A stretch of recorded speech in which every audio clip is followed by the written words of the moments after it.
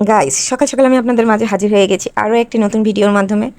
আর এই ভিডিওটা ছিল আমার কিছুদিন আগের ভিডিও। আপলোড করব বলে আর করা হয় না।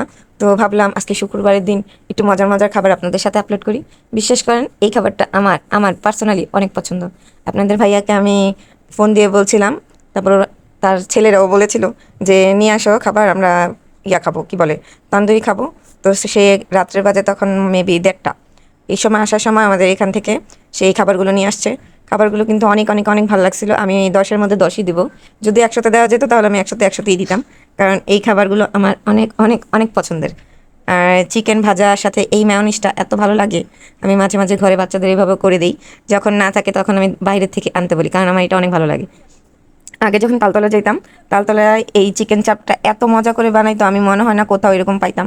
এখনও পাই না, কারণ দোকানগুলো সব উঠাইয়া দিছে। ইনশাল্লাহ মনে করি যে আবার বসবে, কারণ দেখলাম কিছুদিন আগে অনেকগুলো দোকান বসছে। তো আশা করি আবারও চিকেন চাপ খেতে পারবো, আপনাদের সাথে নতুন নতুন ভিডিও আপলোড করতে পারবো। আমার কাছে অনেক ভালো লাগে এই চিকেন চাপগুলো, তান্দুরিগুলো। তো আজকে শুক্রবার, সবাইকে জুম্মা মুবারক।